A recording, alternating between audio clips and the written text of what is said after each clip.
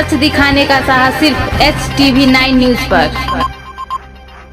नमस्कार आदाब। अभी तक डॉक्टर लापता है, मरीज परेशान है। बेतिया GMCH का दूसरा पार्ट हम आपको दिखा रहे हैं। आप देख सकते हैं कि अब बेतिया के पीस कमेटी द्वारा एक प्रदर्शन किया गया है और उस प्रदर्शन में क्या कुछ कहा गया है, आइए हम आपको सुनाते हैं। आपके तरफ से क्या कर रहे हैं, क्या कर रहे हैं? कह रहे हैं सर, तो लगभग 34 घंटा हो गया सर। बच्चा मर गया। 3-4 लाशें सर हॉस्पिटल से रिटर्न जा चुकी हैं सर। सर नर्सिंग स्टाफ लोगों का कहना है कि मैंने लिखित आवेदन यहाँ के प्रशासन को भी दिया है, अभी तक कोई कार्रवाई उन लोग पर नहीं हुआ है, सिर्फ झूठा आश्वासन दिया जा रहा है।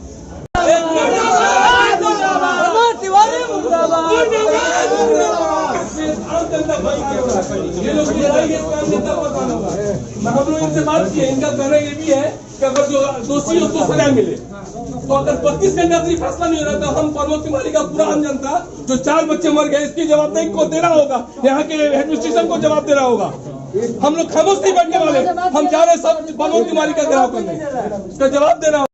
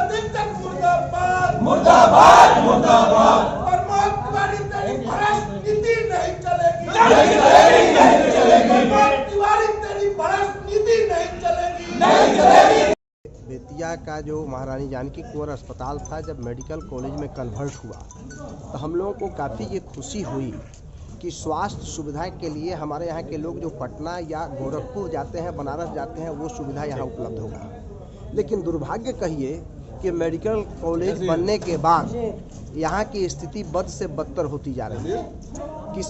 किसी सुपरिटेंडेंट का, प्रशासन का इस कॉलेज के ऊपर कोई नियंत्रण नहीं है। आए दिन घटनाएं घटती रहती है।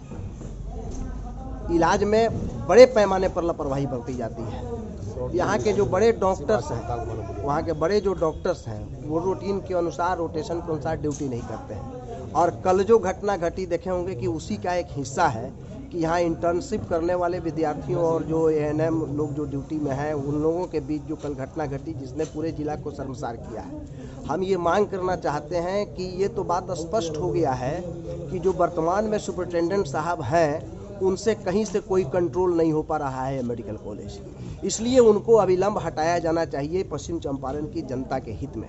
और कलेक्टर साहब, जिला समाहर्ता महोदय से मैं ये मांग करना चाहता हूँ कि वो कई बार इस कॉलेज को विजिट किए, उन्होंने भी अनियमितता देखी और अनियमितता को उजागर भी उन्होंने किया, सुधरने का मौका दिया, लेकिन सुधरने के बजाय ये कॉलेज जो है पढ़ने पढ़ाने और लोगों के स्वास्थ्य लाभ का सेंटर है या ये रणक्षेत्र बनते जा रहा है, ये चिंतनीय बात है। इस पर रोक लगनी चाहिए। जो लोग भी दोषी हैं उनके ऊपर कार्रवाई होनी चाहिए और यदि प्रबंधन इसको कंट्रोल करने में सक्षम नहीं है तो प्रबंधन में भी बदलाव होना चाहिए। इसके लिए स्वास्थ्य मंत्री और मुख्यमंत्री से मैं मांग करना चाहता हूं कि बेतिया के ये 36-37 करोड़ जनता का एक अरमान है ये मेडिकल कॉलेज, उस अरमान के ऊपर वो पानी नहीं फेरें, इसको चुस्त और दुरुस्त करने की व्यवस्था करें, अन्यथा हम लोग सड़कों पर उतर करके इसका विरोध करेंगे। आपका परिचय? ओम प्रकाश क्रांति, जिला सचिव, भारतीय कम्युनिस्ट पार्टी, पश्चिम चंपारण। इस बेतिया हॉस्पिटल को बंद किए हुए ये आपसी रंजिश है NM का और डॉक्टरों का। ये आपस में लड़कर हम प्रजा का तकलीफ हो रहा है। यहाँ पे आज ही एक बच्चा लगभग 2 महीना का था, उसको लेकर हम लोग आए। डॉक्टर के ना ही रहने के कारण हम लोग अधीक्षक को दिखलाएं, अधीक्षक को दिखलाते समय में वो इसका डेथ कर गया।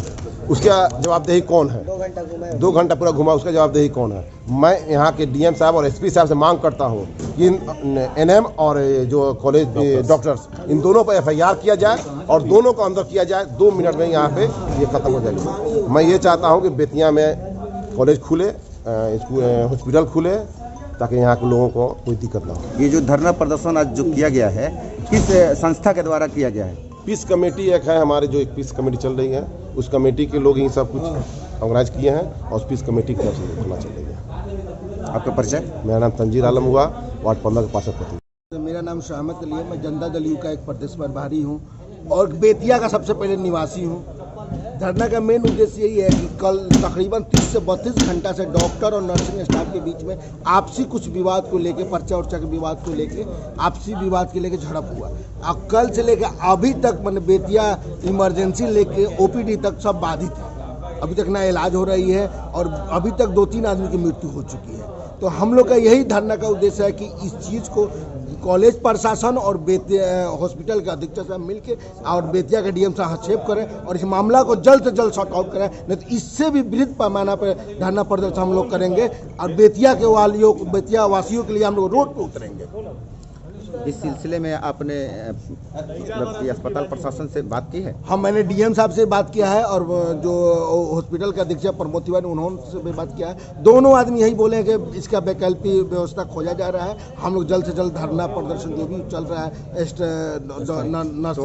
नर्सिंग के बीच में और डॉक्टरों के बीच में, उसको जल्द से जल्द हम लोग। तो आपने कहा नहीं है कि 30 से 32 घंटे हो गए, अब कब? ये चीज़ को मैंने रखा है, अब 1 घंटा पहले ही बात हुआ है, फिर मैं बात करता हूँ। नहीं खत्म होगा तो हम लोग भूख हड़ताल से लेके रोड तक उतरेंगे लोग इस हॉस्पिटल को चालू कराने के लिए, क्योंकि बेतिया वालों का ये गौरव है। इस चीज़ को हम लोग बेतिया वालों को ऐसे रोड पर मैंने इलाज के अभाव में मरने नहीं देंगे। यही संकल्प के साथ हम लोग यहाँ बैठे हैं लोग, यही संकल्प हम लोग लेते हैं सब।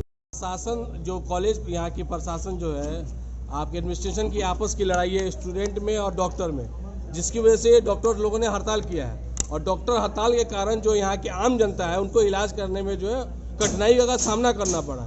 इसलिए हम लोग बैठे कि वो आपकी एडमिनिस्ट्रेशन की लड़ाई है, आप लोग आपस में सलटाइए और जल्द से जल्द इसका जो है आम आदमी जो है, अभी सुबह में एक बच्चा इलाज के लिए आया, वो मर गया, इसकी जवाबदेही कौन होगा? या तो उसको ये साजिश समझिए कि उन बच्चों की हत्या की जा रही है, या तो प्रशासन इसकी जिम्मेदारी खुद उठाए, नहीं तो इस पर बहुत बड़ा आंदोलन होने वाला है बहुत जल्दी। 32 घंटा से अभी तक कोई डॉक्टर नहीं आया, मरीज जो है तड़प रहे हैं, मर रहे हैं। ये लाशों की जो यहाँ पे जो खेल चल रहा है, ये हम लोग होने नहीं देंगे। हम लोग पीस कमेटी के लोग हैं और पीस कमेटी हर जगह वहाँ पहुँचता है, जहाँ जहाँ जुल्म होगा वहाँ पीस कमेटी खड़ा रहेगा। इसलिए हम लोग सारे पीस कमेटी के सदस्य यहाँ खड़े हुए हैं जनता के लिए। ये लड़ाई जनता के लिए और जनता के लिए हम लोग खड़े हैं और चलती रहेगी।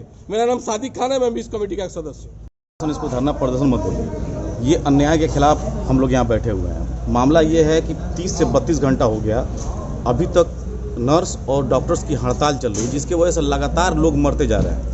आज का जहाँ तक मैंने सुना है, एक बच्चे को तो हम लोग खुद लेके आए थे जिसकी मृत्यु हो गई, उससे पहले 2 और लोगों की मृत्यु सुबह से हो चुकी है। तो इसकी जिम्मेदारी कौन लेगा?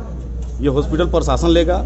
इसकी जिम्मेदारी लेने के लिए कोई तो तैयार हो। और अगर ऐसा हो रहा है तो क्यों हो रहा है? यहाँ की जनता त्रस्त है। इलाज के माध्यम से लेके यहाँ की जनता इतनी परेशानी कि किसको क्या हो जाए, कोई देखने वाला हॉस्पिटल में फिलहाल में कोई नहीं है। तो हम लोग का मांग यही है कि आप लोग सुचारू रूप से जैसे पहले था वैसे ही फिलहाल इसको शुरू किया जाए और जो जनता को परेशानी हो रही है इलाज को लेके, उसका उन लोगों को फायदा मिले और सबकी इलाज हो और लोगों का जीवन बचे। बस यही हमारी मांग है और दूसरा कुछ नहीं। परिचय मेरा नाम तुफैल अनवर हुआ और मैं जदयू से प्रदेश संगठन सचिव हूँ और मानवाधिकार का प्रदेश अध्यक्ष भी हूँ।